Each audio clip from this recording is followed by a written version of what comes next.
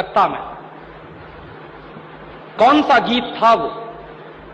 हिंदुस्तान में ब्रिटेन के लोगों के समर्थक बहुत बड़ी संख्या में रहे, और ना सिर्फ ब्रिटेन के समर्थक रहे बल्कि अंग्रेजों के तलवे चाटने वाले घराने इस देश में रहे। अंग्रेजों की जी हजूरी करने वाले घराने इस देश में रहे, और जिन खानदानों ने अंग्रेजों के जितने ज्यादा तलवे चाटे, उन्हीं खानदानों का नाम इस देश में गर्व से लेते हैं लोग। जो अंग्रेजों के सबसे ज्यादा पिट्ठू बनकर रहे, जो अंग्रेजों के चरणों में साष्टांग बिछ जाते थे, ऐसे ही लोगों को इस देश के इतिहास में पढ़ाया जाता। और ऐसा ही एक खानदान था जो अंग्रेजों की गुलामी में आकंठ डूबा हुआ था। उस खानदान का नाम था टैगोर खानदान। और उस टैगोर खानदान का एक व्यक्ति था जिसका नाम था रविंद्रनाथ टैगोर। उस रविंद्रनाथ टैगोर ने जॉर्ज पंचम के स्वागत के लिए एक गीत लिख दिया था। और ना सिर्फ उस आदमी ने वो गीत लिखा, बल्कि कलकत्ता में जब जॉर्ज पंचम पहुंचा और उस भरी सभा में जहां लाखों लोग उपस्थित थे, हिंदुस्तान की गुलामी का गीत गाया गया और ब्रिटेन के राजा का सम्मान किया गया। और ये काम रविंद्रनाथ टैगोर ने अपने मुंह से किया। और वो गीत कौन सा था जो रविंद्रनाथ टैगोर ने इंग्लैंड के राजा की स्तुति का गान करते हुए लिखा था? वो गीत वही है जिसको आप कहते हैं जनगण मन अधिनायक जय हे भारत भाग्य विधाता। बहुत शर्म आती है मेरे जैसे आदमी को जब वो गीत गाने के लिए कोई मुझे कहता है कि ये गाओ। क्यों गाएं उस गीत को? रविन्द्रनाथ टैगोर तो चापलूसी करते थे अंग्रेजों की, रविन्द्रनाथ टैगोर तो चाटुकार थे अंग्रेजों के, और रविन्द्रनाथ टैगोर तो साइकोफेंट थे अंग्रेजों के। इसलिए उन्होंने अंग्रेजों के राजा के सम्मान में वो गीत लिखा था। मैं तो नहीं हूं, मुझे तो अंग्रेजों की चापलूसी से कोई मतलब नहीं है। मैं तो अंग्रेजों का उससे ज्यादा विरोधी हूं जितना कोई हो सकता। लेकिन मेरे आजाद देश में उस गीत को बार बार गवाया जाए, यह मेरा राष्ट्रीय अपमान का प्रश्न है। और जिस गीत को अंग्रेजों के राजा जॉर्ज पंचम के स्वागत में गाया था रविन्द्रनाथ टैगोर ने, वही गीत 5 दिन पहले दिल्ली के एयरपोर्ट पर गाया गया महारानी के सम्मान में। आपने कभी ध्यान दिया है उस गीत के शब्द क्या हैं और उन शब्दों का मतलब क्या है? जनगण मन अधिनायक जय हे, हिंदुस्तान की जनता के मनों के अधिनायक तुम्हारी जय हो, ये मतलब है। जनगण मन अधिनायक जय है माने जॉर्ज पंचम तुम हिंदुस्तान की जनता के मनों के, जनता के गणों के अधिनायक हो, सुपर बॉस हो, इसलिए तुम्हारी जय हो। ये रविन्द्रनाथ टैगोर गा रहे हैं। भला इससे ज्यादा चाटुकारिता का दूसरा कोई प्रमाण मिल सकता? इससे ज्यादा साइकोफेंसी का दूसरा कोई प्रमाण आपको मिल सकता? और दूसरी लाइन है जनगण मन अधिनायक जय है भारत भाग्य विधाता, माने तुम भारत के भाग्य विधाता हो, माने हमारा भाग्य तुम लिख रहे हो। यह तो कोई भगवान से भी नहीं कहता है। लेकिन रविन्द्रनाथ टैगोर ने तो हिंदुस्तान के साम्राज्यवादी राजा का प्रतीक जो जॉर्ज पंचम था, उसको भगवान से भी ऊपर रख दिया था कि तुम तो भारत के भाग्य विधाता हो।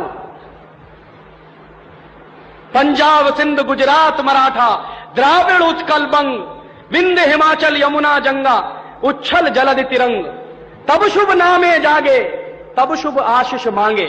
माने पंजाब सिंध गुजरात मराठा द्राविड़ उत्कल बंग, ये सारा हिंदुस्तानी इलाका तुम्हारे लिए आशीष मांग रहा है, तब शुभ आशीष मांगे। तुम्हारी भलाई की प्रार्थना कर रहा है। ये पूरा हिंदुस्तान जो अंग्रेजों की गुलामी में सिसक रहा था, उसको रविन्द्रनाथ टैगोर लिख रहे हैं कि ये सारा का सारा हिंदुस्तान तुम्हारे लिए आशीष मांग रहा है, तब शुभ आशीष मांगे। और वो सारी की सारी आशीष हम तुमको दे रहे हैं अपनी तरफ से।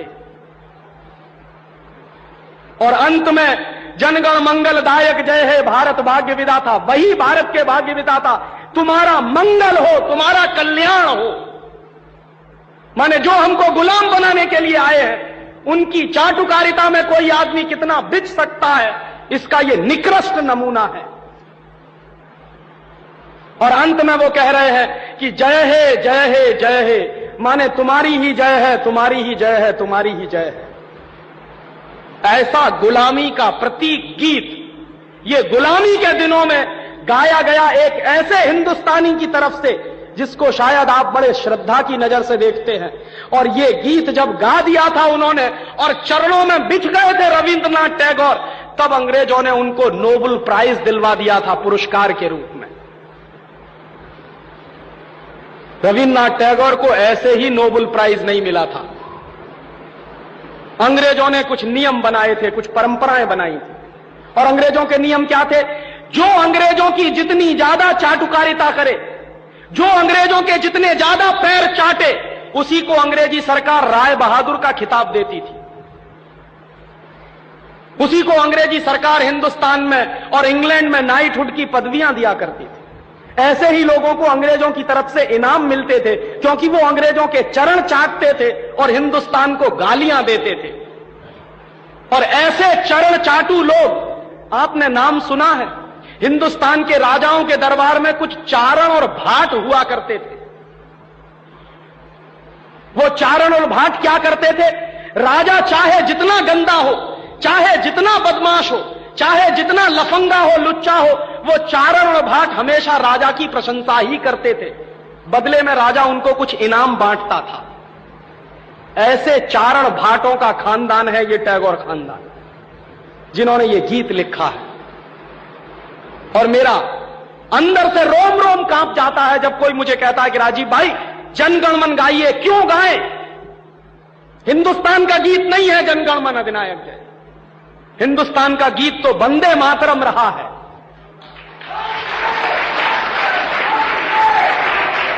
और यह वंदे मातरम जैसा गीत जो हिंदुस्तान की आजादी की लड़ाई का प्रतीक था, जो हिंदुस्तान के लोगों में खून में जोश भरने का काम करता था, उस वंदे मातरम जैसे गीत को हिंदुस्तान में राष्ट्रीय गीत का दर्जा दिलवाने में 50 साल लग गया हमको, अब जाके हुआ है। लेकिन जो गुलामी के जमाने का गीत था जनगण मन अधिनायक जय है, वो आजादी के तुरंत बाद हिंदुस्तान के उन गुलाम लोगों ने, जो शरीर से आजाद होंगे लेकिन दिमाग से गुलाम होंगे, हिंदुस्तान का राष्ट्रीय गीत बनाया था उन्होंने। और आप में से बहुत कम लोग जानते होंगे कि कांग्रेस के 2 अधिवेशन हुए थे, जिन दोनों अधिवेशनों में यह फैसला हुआ था सर्वसम्मति से कि हिंदुस्तान की आजादी के बाद जनगण मन हमारा राष्ट्रीय गीत नहीं रहेगा। यह फैसला हुआ था कांग्रेस की समिति में। लेकिन उन्हीं कांग्रेस के लुच्चे नेताओं ने आजादी के बाद उसी को अपने देश का राष्ट्रीय गीत घोषित करवा दिया। इससे ज्यादा शर्म की दूसरी बात कोई हो नहीं सकती।